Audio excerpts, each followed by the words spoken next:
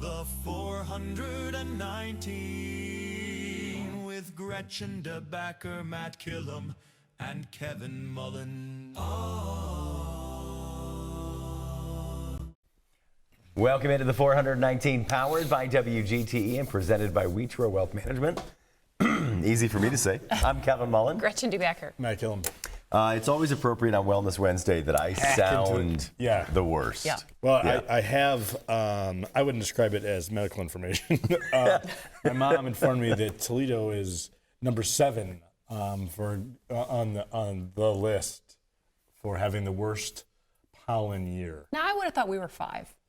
I asked her some clarifying questions, which she eventually became irritated and stopped answering them. Yeah. Where did you find this information? Did not remember. I thought it was odd that Toledo, and admittedly, I don't claim to be an expert on this, and certainly not the level of. You just knew you couldn't accept that information. There's some holes in it. She couldn't tell me where she got it, what she was looking at, when she said found it. Yeah. Found said information. I said, what made Toledo? She's like, oh, I don't. She's like, maybe it was alphabetical. I was like, that doesn't. That also doesn't work. But I do think seasonal allergies are here as people are sort of dragging their eyelids or feel like weighted sacks. Get up in the morning, go out to the car, and if it was raining the day before, windshield wipers are on, and you just watch it just push dust all over the windshield. Right, that's right. right. All of the pollen all the time. Do you both have allergies? I don't. I do. I think that I may now Yeah. have allergies. You need to get that needle After test. my mom's article, Well, now you look into immediately it. I was like, whoa. I assumed that you knew you had allergies, and that's why she was giving you that information. No, she gives information on a wide variety of topics. This is just a chit chat. That's right. Yeah. It's just a public service announcement. Right. Yeah, inevitably, my wife, like you said, you asked follow-up questions, and it fell apart pretty easily. My wife will ask me follow-up questions to almost any story, and it falls apart pretty quickly. Yeah. But, her follow-up questions are actual, common sense follow-up. That's because men don't get the appropriate details in any story. Right. So I'll say something like, some story about Matt, and she'll ask, literally the first possible question of, what happened next? Yeah, and I'm like, I don't know. I don't know. The same. I have. This will make him cringe, but he doesn't live here. My best friend, who you all know about, I've talked about on the show. Shane. That's right. Not our just nightmare producer. He's not. He's a friend to no one. His words and everyone else's. Yeah. Anyway, so my sister and my mom asked me, about his dating life. I never know anything. We talk pretty regularly, but I guess we don't talk about subject matter that they are interested in. So I did. The last time I talked to him, I was like, hey, I got to get some information. He was like, why? I was like, I don't know. So These women. so I asked him, and he says he's in fact seeing someone. And I was like, okay, I got to ask you some questions here. And I walked down. That's so weird. I was like, what is her name? Where did you meet her? What does she do? No, How long have you been dating? That's that's the end of the story. So I finally, hot diggity dog. I got called the up my mom. details. Yeah. Yeah. And then she was busy because she was doing her pollen research. So I called my sister, and she was like, where did they meet? And I was like, oof. First, right out of the bat, I was like, don't you want to know her name? She was like, why don't you ask me? Why do I care what her name is? Yeah. I was like, man, I never get this right. No. Don't you want to know if she's left-handed or right-handed? Yeah. That's right. Just give her his number, and they can talk directly. Oh my gosh, That no fantastic. one- yeah. All right, we're gonna take a break. When we come back, we'll kick off our Wellness Wednesday presented by Workspring with Chris Tafelski, Pollen expert. a pollen expert. I hope he Noted. realizes that's Noted what we pollen just billed him as. Let's find out. No, he's not a pollen expert. We don't know yet. You know what? He could be. He could just be a pollen aficionado. We don't know. Poland expert. Yeah. I need more coffee. Oh my goodness. All right, you get coffee. We'll take a break. gosh. When we come back, we'll kick off Wellness Wednesday presented by Workspring here on the 419. Support for the 419 comes from Witro Wealth Management, where we understand that your financial path is personal. Advisory services are offered through Capital Investment Advisory Services, LLC. Securities offered through Capital Investment Group, Inc. Member FINRA and SIPC. More information at witroadvisors.com. The 419, powered by WGTE, is made possible in part by supporters like you. Thank you. Welcome back into the 419, powered by WGTE. It is Wellness Wednesday, presented by Workspring. We're joined now by Chris Tafelski with ProMedica, You're a licensed professional counselor with the EAP program. Indeed, yeah. So I have a lot of spaghetti after my name, but licensed professional counselor is usually what I just go with because that's the easiest to explain to everybody. So, yeah. There's a variety of ways to get to this, but I do think sort of the unsung group or the group left behind in terms of care and needing resources is actual caretakers. We have an aging population on a national level, but Chris, can we talk a little bit about the data here, meaning how many people are taking care of other people, anything of that variety, and walk us through sort of the relationship of that?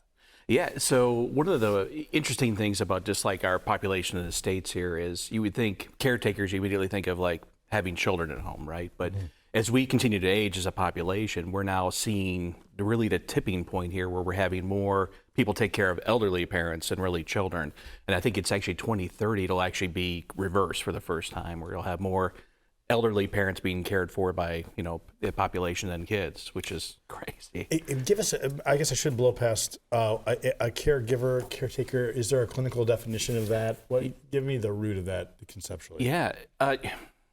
So I think a caretaker is just that, right? It's going to be defined as anybody. It doesn't necessarily be, I always think caretakers are more like outside, kind of just helping with others, whereas you get the caregivers directly doing the caring, right? So there might be, you could be both really as a child, right? Taking care of your parents or again, same with your kids. But I think a caregiver is more that a full-time role where a caretaker, could be a disposition, right? I think of fire, police, doctors, nurses, they're all caretakers. And then caregiver, I think we really more in the action, so to speak, yeah. Okay. There's so many people that are they refer to it as the sandwich generation that have kids that maybe not even in high school, grade school kids, and are also taking care of aging parents. Many of our parents that want to stay in their home and continue to get the support of their children. Yeah. So how does that impact them at work? These are people that are also working full-time jobs. And so what kind of stresses? And what role does pollen play in all of this? Yeah. It makes I it wish I could better, say right? the pollen. Yeah. Probably not. Yeah, no, that's one of the most difficult things, I think, for folks at work, because they often suffer in silence, right? They don't want to say anything to work because, I have a job I love, but also I got to do this. And it's almost that point of feeling like this is not just an obligation, but something I want to do, right? So they'll just usually suffer in silence often. One of the ways that we often, when we get, leadership is, hey, make it a conversation, right? I mean, don't, I guess, make it so it feels like, it's taboo to talk about it. Make it normalized in your workplace. This is a reality we're facing. And I think helping leaders be flexible with their timing, but it is often in silence because I'm either embarrassed or I don't even know that I'm really going through this. It's kind of normalized. So there's two pieces of this, as there are in most things, right? There's a physical exhaustion, right? The sandwich generation is a new phrasing to me, but that certainly makes sense. Yeah. So there's a physical component of it, but presumably this is a parent, right, that they would be taking care of, or potentially an older sibling. The role of parenting your parent is wild. Yes. And it's layered in as things are, by definition, I guess, in a multitude of ways. Can you dip into both of those sort of buckets, psychological component of it as well as the physical? The physical one I think is most obvious because you go home and you just feel wiped, right? And I think we often don't recognize the signs of stress. And mostly because we live in an environment that's stressful. So, you just kind of normalize yourself with like, woo, well said, Chris. But I think physical is easy. You kind of go home, need a lot more rest. But really the psychological component's the part that I most worry about because ultimately that stress that you're feeling, right? Our body doesn't know it's not a saber-tooth tiger. It just knows it's stressed. Yeah. And so therefore it kind of goes through the process. Some of the parents are saber-tooth tigers though. Oh, well, that's true. There's no reason to split hairs. Right. Your mother. Yeah. I was wondering if you were talking about my mom for a second. We might be related. Yeah. But yeah, to me, that's where the high blood pressure and the potential for diabetes, even like really the risk of alcoholism or using substances. Yes, yeah, to sort of numb. So what you're saying is your mothers are driving you to drink, is basically what you're saying. I did have, this was years ago, my mom called me on some sort of tech support something. Yeah. And I literally How warm. but it was like, I need you to just fix my printer, right? Yeah. And I was like, hang on one second. And I literally muted the phone, went over and got a glass of wine. And I was like, swear to God. And I was like, okay, funnel. now I'm ready. It's funny because it's so true and it happens all the time. Literally just celebrated Mother's Day. We were at my mom's house and she's like, I was trying to renew my passport online. And I was like, what are you talking about? First of all, why do you need a passport? That's number one. Number two, what website were you on? And she's like, I don't know. It just never worked. It never worked. And I said, well, did it look like a government website? It's like, it did. And I said, well, that's what they make them look like. I said, did you put your social security number in, your passport number? Did they ask all this stuff? And she said, no, I didn't put it in. And knowing full well that she did. So what are the things? Yeah. What are some mom or dad are lying to you? Yes. Or some that's practical, a great example. Sort of some practical things. I mean, that caregivers, children of aging parents, which my mother would quite literally want me to never say the term children of aging parents, but can do. Like, what are some practical steps or things that we can turn to for what should be there to protect our parents? Keeping our children safe is easier because they don't have car keys and a credit card. That's right. Right? Like our parents have those things. Yeah. Yeah. Well, and with aging parents, of course, you have to worry about, like, even my mom's now in assisted living, but you always worry about, like, oh, what if she does get out and get in a car, right, and try to drive somewhere, and she forgets where she's going, right? Sure. So there's all those, extra layers. You're right. I really try to break it down to a couple things. The term self-care, I think, is so overused, right? Because all of a sudden we think of gadgets and things like lavender baths, and you're like, yeah, that's kind of part of it, right? I immediately go to lavender bath. Right. Well, you look like that guy. Yeah, you can just tell by my skin that is a guy with a regimen. Yeah, that you're moisturized, for sure. Yeah. I think I try to break it down to pillars, right? So what are you doing physically for yourself? What kind of, like, just movement? I know we're tired, right? We talked about the fatigue there, but still getting something that's physically active for yourself. The other thing I really have people lean into is their social components. We've always heard that it takes a village to keep, raise a child, but it really takes a village to keep us sane. We need that person that we can emotionally connect with, but just dump. And I'm going to use a Dave Tippett here thing, right? The BMW, bitch, moan, and whine with, right? But we need somebody we can do that where they're not going to judge us for it. They're not going to use it against us later, but just listen, right? Not fix, listen. We need that person. You need somebody who's going to push you and somebody who's going to support you. So you need all those people in your lives. So I'd like the social component aspect of it. I also think it's the mental wellness. What are you doing to kind of stimulate yourself, right? Sure. You get so dragged down often by caring because it's just, part of the gig, right? It's your routine now. Yeah. Right. Yeah, and if you don't go, you feel that guilt coming through. Yes, but of course. are you doing things like reading a book? Are you listening to podcasts, right? Are you going through the process of, doing something fun for yourself, and it doesn't have to be lavender baths. Maybe an pollen. Yes, it does. It does. Yeah. Oh, You're Pollen. I'm taking a pollen bath. Pollen lavender bath. Your employer deals with a particular type of employee, someone that may be caring for children, caring for parents, but also caring for the public that comes in to be treated and to be cared for. So what particular needs or things does ProMedica do for your team to help them? Yeah, so I'm part of the Employee Assistance Program. I think that's one of our favorite things to always talk about. If you feel stuck, right, we're here for you that.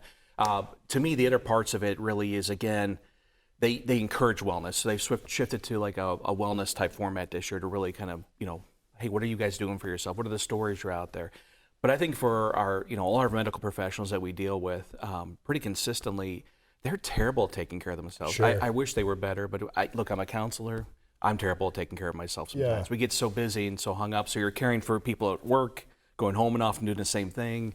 So a lot of it is trying to find that balance, right? How do I like the work-life harmony. Like sometimes it is more fun to be at work, but sometimes it's more fun to be outside of work. So how do you kind of keep that harmony inside your life? What are some of the red flags for, I guess, for even self-diagnosis, which is really challenging? Right. Or looking out for others as an employer or as a caring loved one? Like, what are some warning signs? And then also, Chris, I don't know if there's a formula to this, but how long does it take somebody on average to sort of reset? Meaning, my mother has just, our father has just been placed in assisted living. We've got some memory issues. I'm there a couple times a week. Mm-hmm. It's upsetting in a multitude of ways. So what are the warning signs, and also how long does it take to get yourself righted? Yeah, so I think some of the warning signs is usually when you're not acting like you. I think if the people around you need to be the ones you're listening to, because when you start to get withdrawn, or, to me, it's just getting short, right? If you're not a person that's usually have a pretty long patience streak and all of a sudden you're getting real short with people, probably a sign somebody needs to take a look and go, hey, are you okay, right?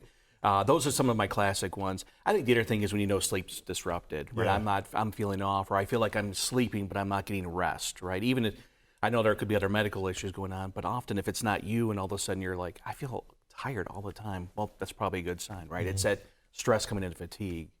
In terms of the second part, resetting yourself is such a hard question because everybody's so unique, right? Yes, right. I would love to say, like, this, follow this pathway and you'll be good. But truthfully, this is what I tell all my clients that come in. I wish I had a magic formula for you. We just got to try some things out, right, to see what it's going to be. Working with fire and police, one of the things we talk about is their first day off, what we call a recoup day, right? Like, hey, look, we're going to minimize things you're doing. We want you to get back into the flow of life.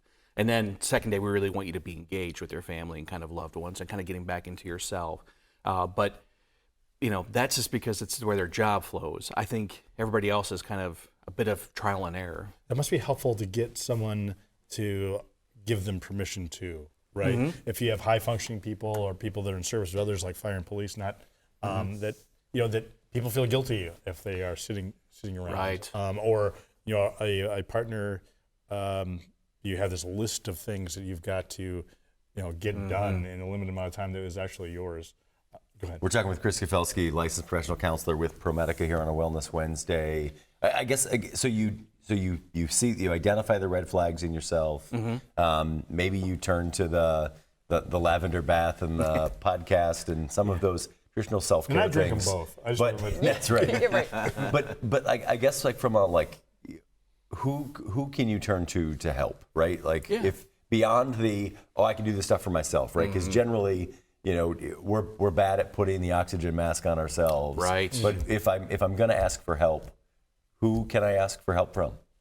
Yeah, I think if your company offers an employee assistance program, I think that's probably one of the best places to always start, because often it can get you into referrals, right? So you may go there and whatever session number, it may not be enough, and you're just like, hey, I need some more, I need some help, and then let them help you find placement.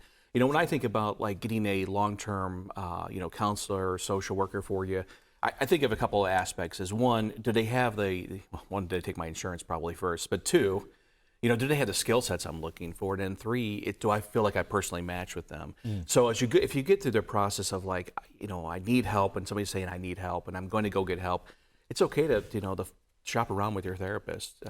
Find the right one. You mentioned the EAP program as the first place to look. I want to have kind of a candid conversation about that, because I'm self-employed now, so I don't have an EAP program, right? Just deal with it yourself. But in previous employers, I've always been hesitant to go to the EAP for fear that if you go and say, hey, I'm feeling depressed, or I'm feeling this, or I'm distracted at work, going to HR and saying I'm not a great employee. I was always afraid of that. Sure. Yeah, and I love that a good EAP would definitely be separated out and confidential from the company. That's an important step. It's got to be that, because if not, nobody's going to go. So I think talk to your HR and your leadership, but any good EAP will be confidential. That way, they don't even know you're going, right? And that's the important thing. We want to make sure you have a safe place to be able to come, and not anybody ever know you're there, because sometimes it is work stress, right? The word entitled has certainly a negative connotation to it, but I don't know that that's fair to it by definition. You are entitled to, if you had to walk through that, you are entitled to health, feeling good, a mental space. Right? Yeah. And we've talked about, we're closing here, and we've talked about a multitude of complex relationships, right, from now taking care of your parents. But in terms of entitlement, you're entitled to what, in your opinion? In terms of like for mental health, I think we all have to be aware that it's okay not to be okay at times, but also it's okay to take care of yourself. You know, I think of my dad's generation, it was like, keep everything inside, just hold it in. But I think the more aware we become, and I think the more kind of just going through the process and realizing how it can help, I think it's been great. You know, I'm seeing younger and younger kids come in that are more self-aware to their mental health. But I think we all deserve, you know, a safe place to work, but also, you know, to go through life as best you can. Difficult times lead to growth, and sometimes it's we need somebody to push you through it. But I think everybody deserves a chance to enjoy life, right? Yes. Well said, Chris. Chris Tafelski, thank you so much for joining us here on a Wellness Wednesday presented by Workspring. We're going to take a break. When we come back, we'll continue this episode of the 419. To me, community means connecting to others. I'm Donnie Miller, and welcome to The Point.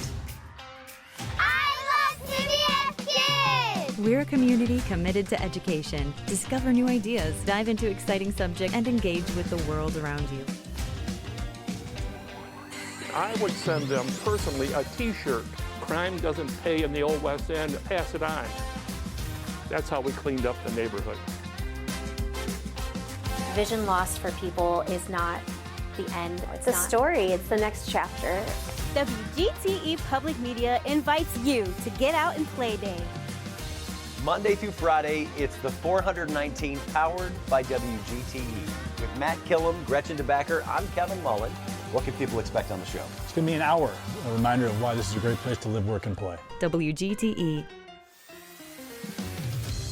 where you come to watch, listen, and learn. Welcome back into the 419. It is a Wellness Wednesday presented by Workspring. We're joined now by our friend Justin Moor with the Area Office on Aging. The last time we had you on the show, We almost. I was not here. I didn't take it personally. I did not take it personally. And so while this is your second This time is on Kevin. the show, it's nice to meet you. Thanks, Gretchen. Let's just catch Let's talk people about how up. great that show was run.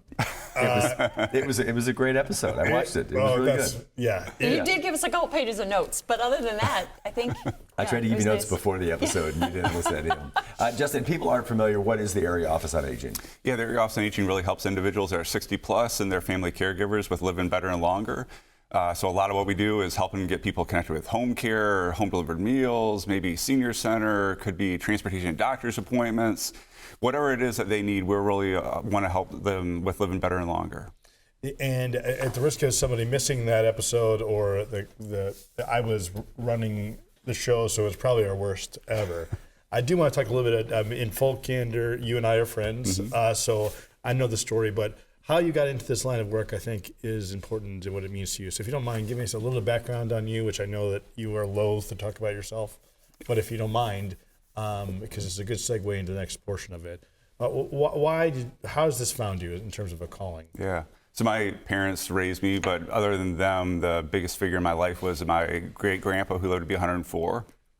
And up until last year of his life, he was living in his own home, driving his own car, starring in local TV commercials for an eye doctor, and mowing his own grass, all that kind of stuff. So I admired his longevity. I admired his independence.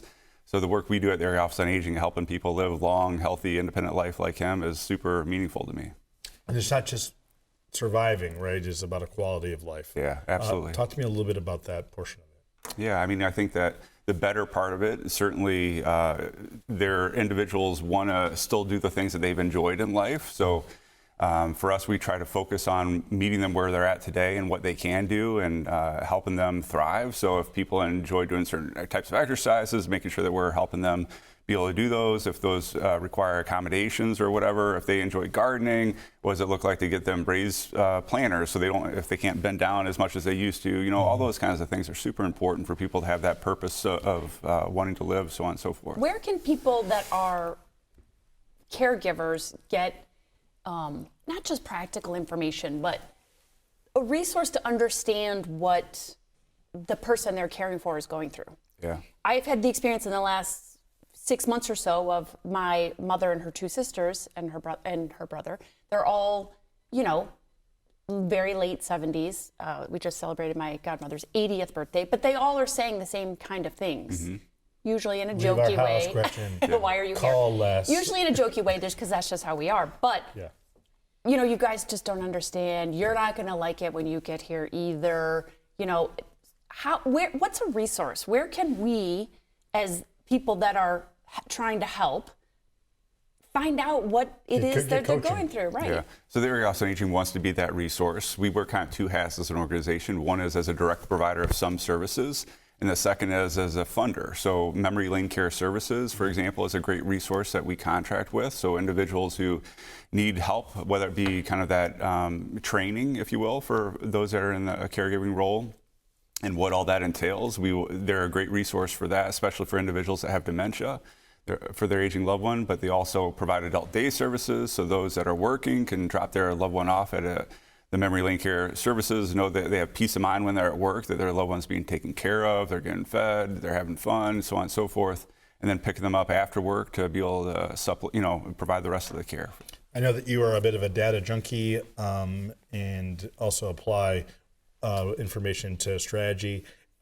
Chris mentioned the aging population. I think that's not a surprise or secret to anyone, but what are the numbers here that you're familiar with? Can you talk a little bit about what kind of where we're at as a society? So one of every four of us, so us sitting at the table, adults 18 plus in the United States, are family caregivers. That's 63 million individuals. Mm-hmm. Oftentimes they don't identify as a caregiver. They just think, I'm a son taking care of my parents, or a daughter. This is what we're to do. Yeah, yep. Yeah. Average family caregiver is 51 years old. Majority of the individuals are women. They're caring for their aging loved ones and the like. Shocking. So in the workforce, just disregard Gretchen's sort of low-level sexist comment. I believe that's what's clinically described as passive aggressive. Yeah. I've been diagnosed with that. But the average individual that they're caring for is 80. Mm-hmm. So when we just look at the numbers over the decades, so 2010 in the United States, that was 7 individuals were of the caregiving age for every every caregiver. There's 7 individuals to one individual receiving that care. So and now it's 4 to 1, and in 2050 it's going to be 3 to 1. Wow. So there's an increasing burden on those individuals that are of caregiving age in terms of the number of individuals needing care. Justin, do we know what people that are aging want? Mm-hmm. And then if we do know that, are we doing things as a community or just writ large as a society to figure out that? What I'm talking specifically about is, does the aging population want to stay in their home? Do they want to not go to a nursing home? Do they want to be in? So then what mechanisms are being put in place or need to be put in place to allow that to happen if that's what we know that they want? Yeah, so the vast majority of individuals, way over 90% of individuals, want to age in place in their own homes, not in a nursing home. That's really what the Area Office on Aging is all about. We do realize there's a time and a place for a nursing home. We want to make sure people are not feeling like they're prematurely forced in a nursing home because of not having the resources in the community to be able to age in place. In terms of what we need as a community, I think while the Area Office on Aging has a lot of resources for family caregivers, there's something to be said of having one place you can go. So we're building a senior center right next to our building, as well as some affordable senior housing. And in the evening hours, we're flipping that into a caregiver center. So when that goes live in 2027, there will be one place those that are caring for an aging loved one can go to start to access services, find out what services are available to them. And the overall goal is that while they might be coming in there stressed, the goal is for them to be able to leave relieved, right? That whatever resources they need, we're having a one-stop shop for them. Talk to me about, forgive me, Kevin. Yeah, we're talking with Justin Moor with the Area Office on Aging. I'm curious, I guess, how important it is for that, Gretchen talked about the sandwich generation, right? The caregiver, I've got kids, I'm caring for my parents. How important is it for me to get help versus just to struggle through it and try to do it alone? Yeah, so those 63 million caregivers, 20% of them individuals are those sandwich generation, caring for an aging loved one as well as kids, right? It's critically important. I'm struck by this video that we did, and we were meeting this family. Son was caring for his aging mom and dad. Mom was bedbound, dad was homebound, son was working, caring for his own kids, so on and so forth.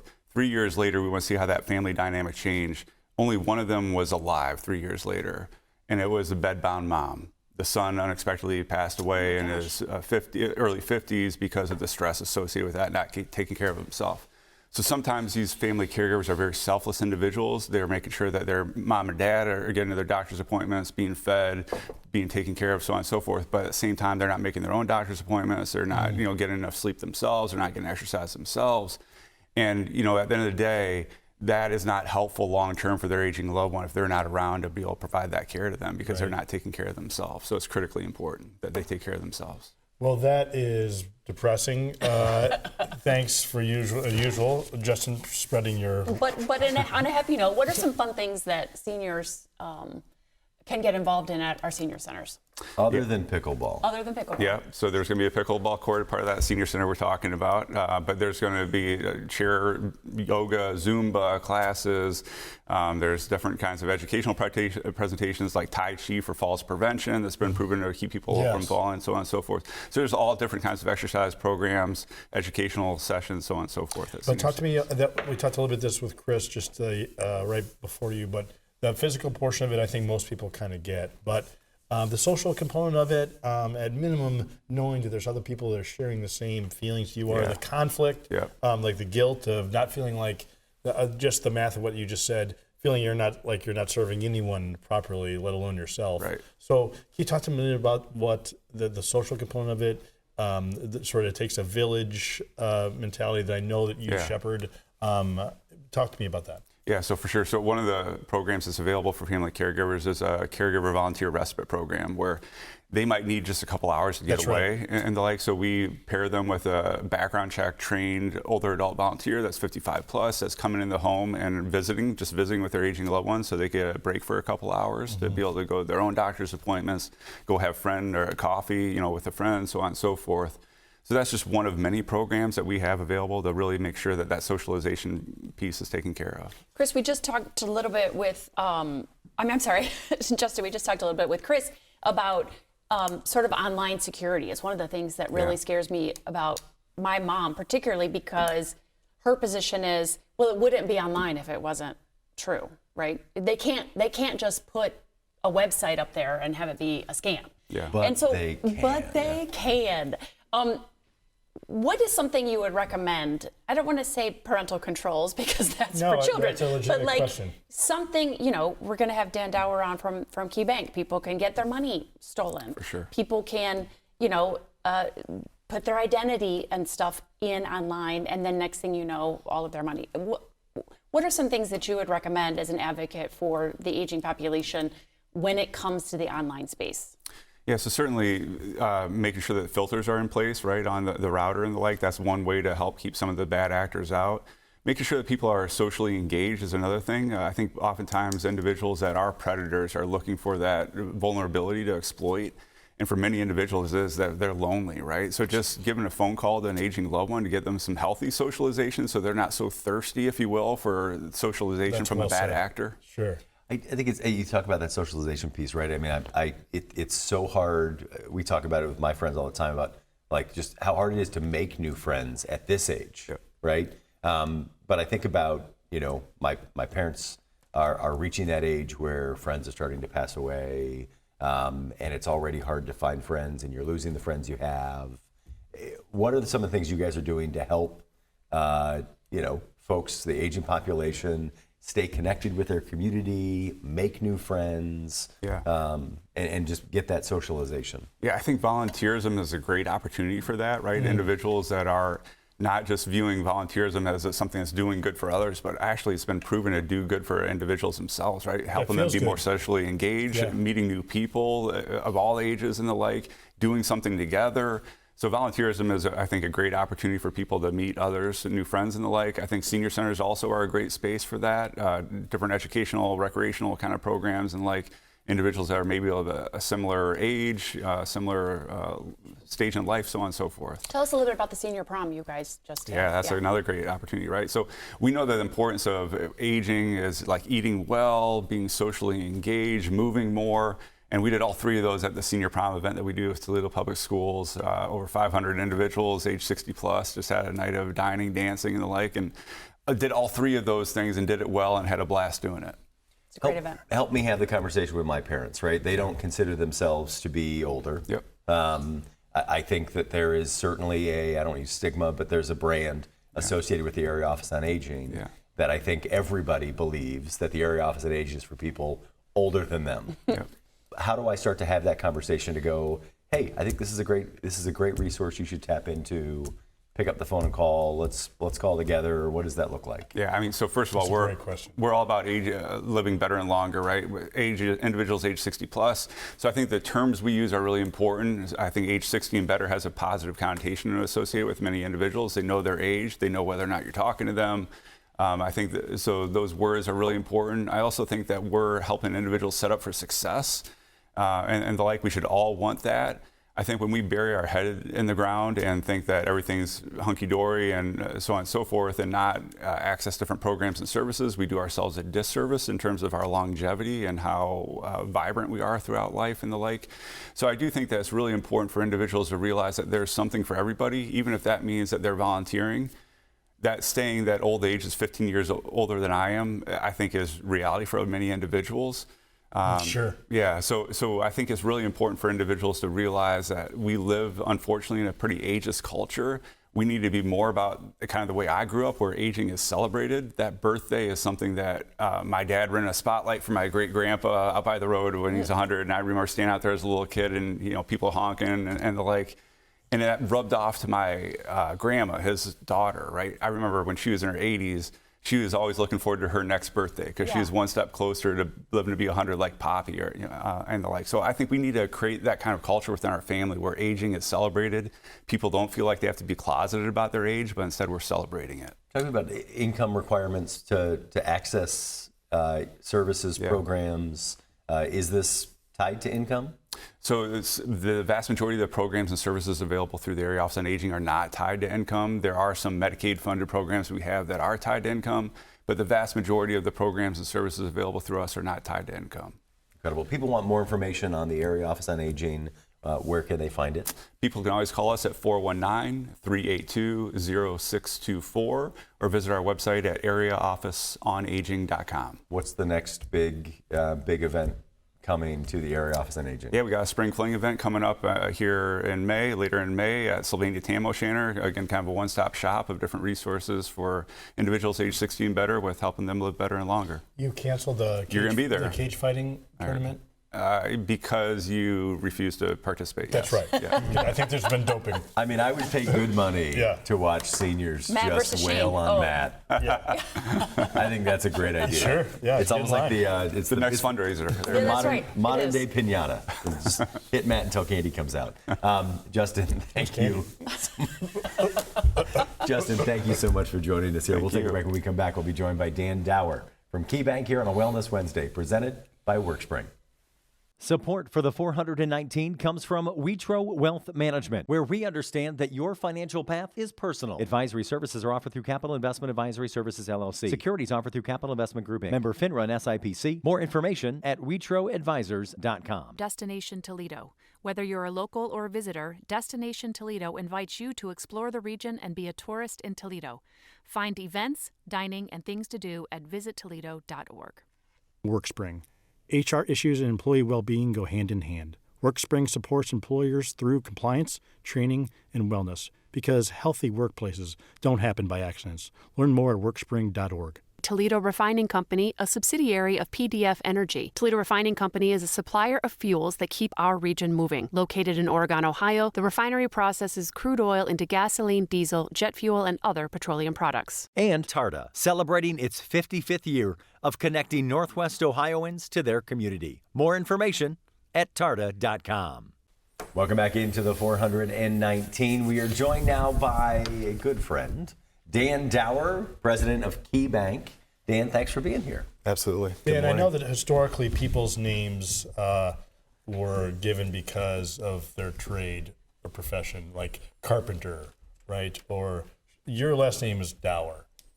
Any relation to just your resting demeanor? Zero. Yeah. Okay. Yeah. Just get my notes corrected here. So it's Wellness Wednesday. So maybe let's start just in that wellness space. I'm curious, kind of some of the data around financial wellness. What are you guys kind of tracking? What are some of the things KeyBank's doing to help improve financial health across Northwest Ohio? Yeah, I mean, financial health is it's very critical, and we think that the origin of a lot of economic mobility revolves around housing. So we're doing a lot in terms of our strategic investments in improving housing and trying to fill gaps in home ownership. We think that housing is really the cornerstone of strong communities. Dan, in all kidding aside, we see each other quite a bit in passing. I'm a fan. I consider you a friend. My words, certainly not yours. You made a point to make sure that was clear. Dan, give me a little bit of your origin story. Where are you from, and how'd you get to be the Dan we know today? So from is Bellevue, Ohio, is that answer. Was actually born in West Virginia, and my family moved quite a bit when I was younger. Huntington, West Virginia. Yeah, sure, all right. But my parents settled in Bellevue as I was starting preschool, and they're still there. So to me, Toledo was a big, small town. Yeah. I tell people now when I see them in passing or on the road that Toledo is home for me, absolutely. Sure. So we've been here since 2010.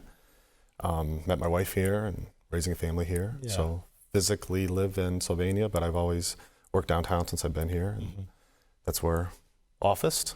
Have you been with Key Bank throughout your career, or what? This is my 13th year at Key. Okay. So when I moved to town, I was with a different bank to begin my banking journey. And then after undergrad, I actually I made a 1-year commitment to work in a family business in the Sandusky, Ohio area in building materials. And family businesses, if you get in them, are hard to get out of. Yes. We definitely support quite a few of them. And in the roles that I've served leading our business segments at Key. So a 1-year commitment post undergrad to help my dad turn into almost 4 years. And then kind of a confluence of events got me out of that into Toledo to start a career in finance, which is what my undergrad was. What is something that people would be surprised to know that the head of a bank has to do every day? There are a lot of things like this, which probably isn't a big surprise. How rewarding. Speeches. Yeah. What else do we have to do every day that is Do you a count the piles of surprise? money? Do you personally have to count the money? I do not. Okay. Thankfully, there's Swim in the technology safe, for like that. Scrooge McDuck style, like dive in there. Do you just go in and look at it? Vaults are really cool. So Yeah, it would maybe surprise people. So my individual expertise is on the large business side. So that was how I came up through commercial credit and managing things along those lines and worked with large businesses. So I still spend a third or more of my time doing that and directly leading that team. Cool. A lot of folks in the community may know Jim Hoffman, your predecessor as the president. When you were stepping into that role, I mean, certainly big shoes to fill, not just in the workplace, but in the community as well. What were some of your, you think about in the, a sports analogy, new head coach is hired, new GM is hired, they've got a vision for the business. What was your kind of, hey, day one, this is what Dan Dower's Key Bank is going to look like? Yeah, I think that I definitely learned so much from him, and I was so fortunate to have about a decade or so of overlapping with him. I just wanted to be myself. I want to be authentic. I'm a big believer in authentic leadership and how that will serve you well. One of the other early initiatives that aligns extremely well with our community support is I created a nonprofit task force. So I wanted to have a little better system and data. There was so much that Jim had in his head from 51 years at the bank and 30 years as the market president. And he left me with a lot of good playbooks and ideas. But we kind of knew, specifically on the community side, you're not going to replace somebody like that with one person. And I was already on quite a few boards and trying to find time to balance family things and coaching. And so with my leadership team, it kind of morphed into some ideas of there's got to be a better systematic approach that we can use to tie in some of our prioritization of philanthropy, of employee engagement, employee investments, and get that into technology source. That way it could survive and exist beyond me and make it even easier for people to get involved. Because I was starting to see a gap generationally, but also coming off of COVID and the kind of the remote work time frame when everybody was getting back to the office of, you need to create opportunities for the next generation of people. Not that I'm overly gray-haired myself, although quickly graying by the year, as my kids remind me. Find ways for them to be more involved in community leadership and see the value in that and see how their business can, their career can grow because of their serving of others and serving in the community. In full candor, at the risk of making you feel uncomfortable, Dan, we met one of the first times right before you walked on stage and gave, I thought, a particularly compelling speech for the Boys and Girls Club. You came off, as I know you to be, as an authentic person, which is admittedly an overused term, but you were genuine and I thought vulnerable, in my words. And again, this might make you cringe a bit, but bear with me here.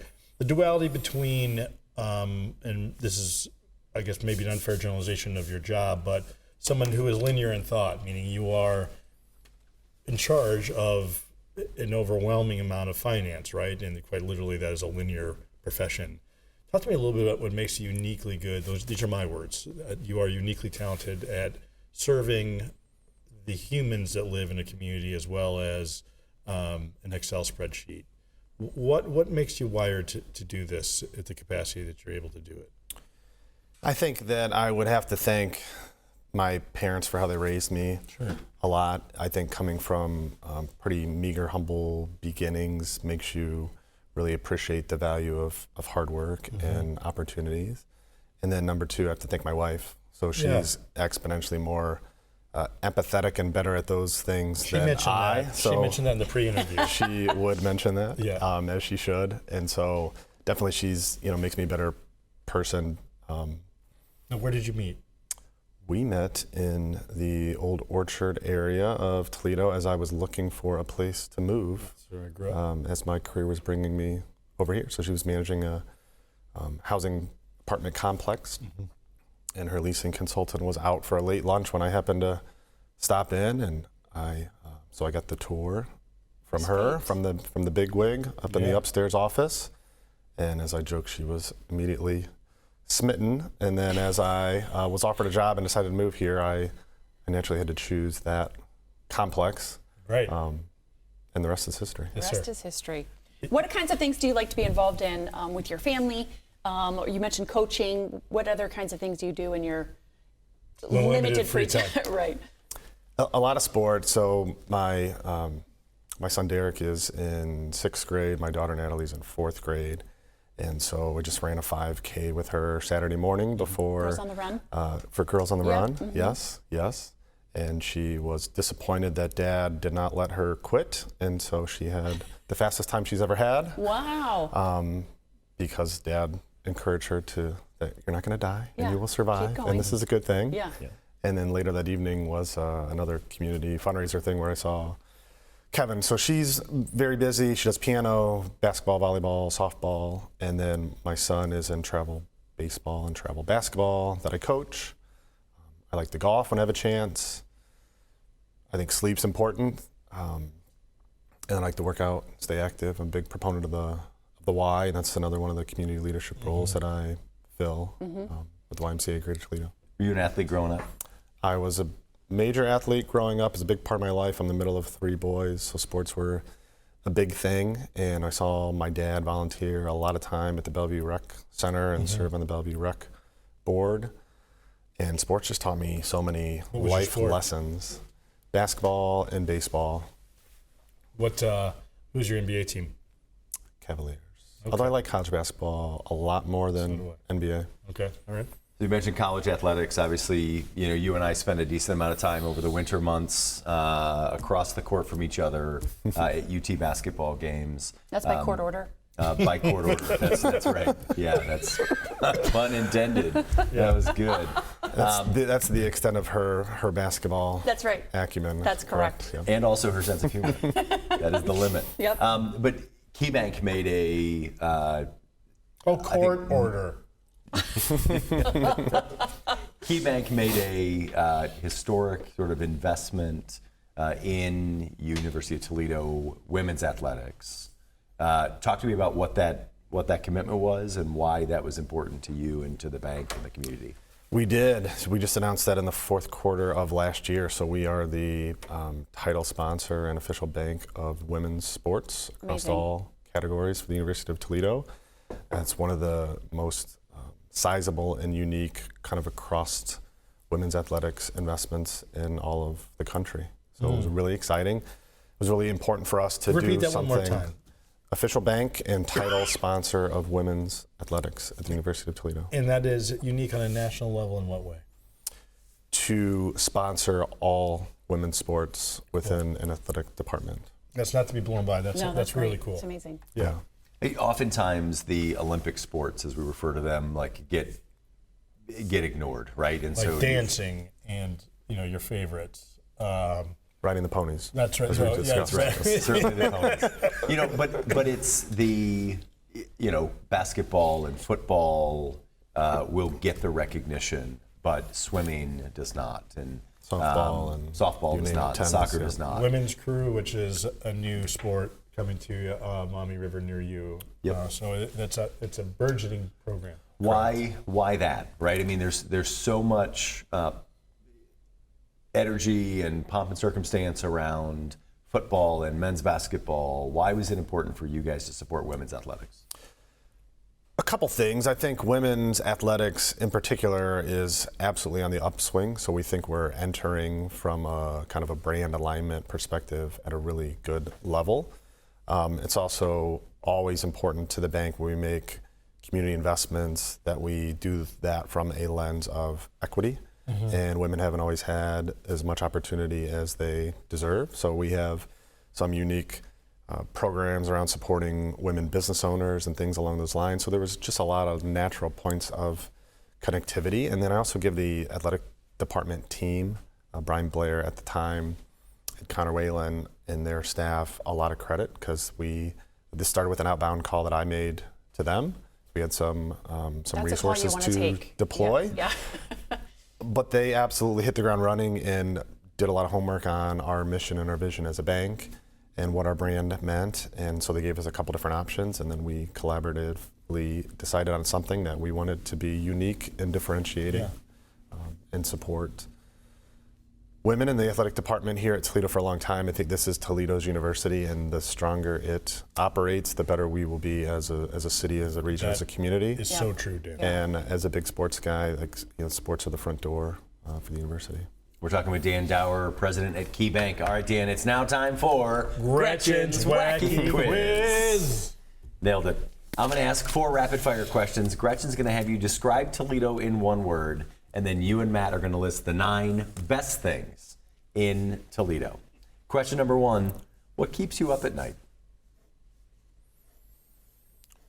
I think that our education system, to me, lately keeps us up at night. I think we got some school funding challenges, and I think as a community, to be better in 10 and 20 years from now, we need to be better in terms of education.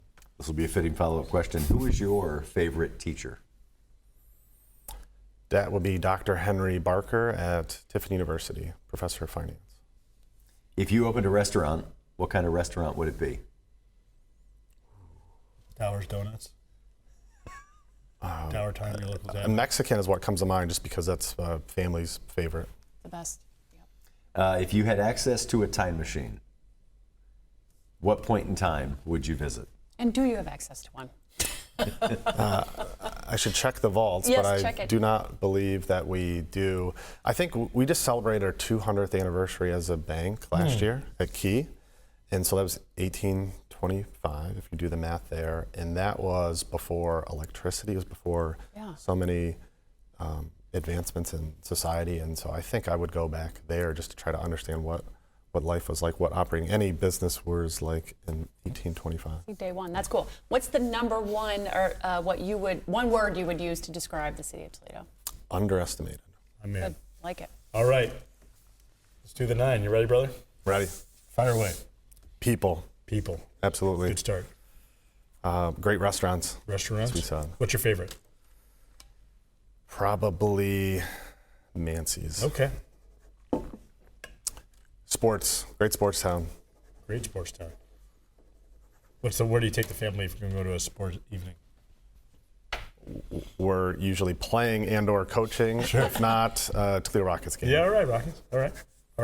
Keep going. You mentioned the Y. I know that's important to you. The Y. Yep. Science Center. Yep. Imagination Station. All right. Yep. Love that. I love the access. There's no traffic. You can get everywhere you need. Yep.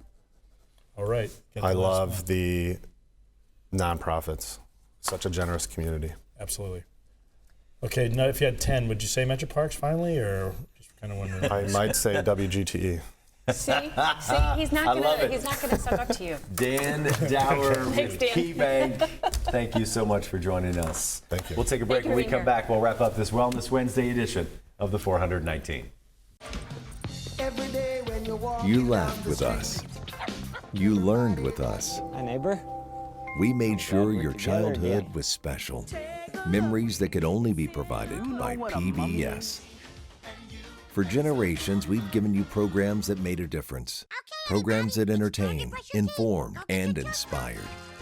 And today is no different. This is WGTE Public Media in Toledo. It's where you belong.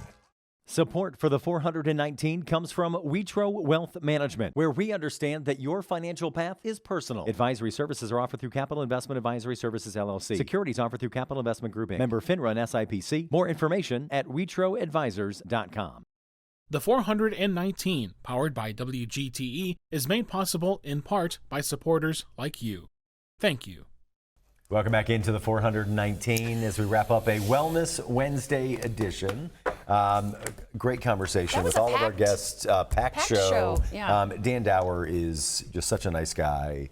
We didn't talk about it, but I do have to mention they are an incredible partner with WGTE, Absolutely. longtime supporter, and certainly we appreciate what they do. Dan, in his leadership, Dan and I had a conversation shortly after he was named president, and he had talked about, and he's too humble to go into it, but talked about how important investment in the community was and nonprofit. And I know he talked a little bit about the systems that they put in place. Yeah, I mean, to do that, but there's so much need. I'm sure they get millions of asks. So I think it is important to have a strategy and a commitment to things that they care about and that their employees care about. So. And then, of course, Justin Moore is great. always fantastic. His leadership and vision for the Area Office on Aging, I've got tremendous respect for him and what he does. And we can see the construction of their new space right down the street here from WGTE Studios. It's coming up quick. And then we talked with Chris Tafelski about care for caregivers. He's with ProMedica's EAP program, a counselor with them. And I think that's something that again, I use the analogy a little bit of, you put your oxygen mask on first. That's just not how most of us are wired. Right. We want to take care of the people around us, and we become the afterthought. Matt, has your EAP asked you to stop contacting them? I don't know. I didn't read the order. I was actually brought here for you to read. Was it a court order? Yeah. That's such a good joke. Which one? I don't know. One of them. Which one? Yeah. That's how you know it was a good joke. Yeah. Is that, because there's so many. Yeah. Layered. Yeah. So huge thanks to our guests for being on the program. Yes. Thanks to you for listening as well and joining us. And of course, thanks to Workspring for supporting Wellness Wednesday, every Wednesday here on the 419. If you missed any part of the show, you can catch it 7 a.m. on YouTube, 3 p.m. on FM 91, or 6 p.m. on WGTE Connects. I'm going to find the camera here eventually. Of course, 24/7, 365 online, WGTE.org/the419. It's the 419, powered by WGTE, presented by Witro Wealth Management. The 419, powered by WGTE, is made possible in part by supporters like you. Thank you.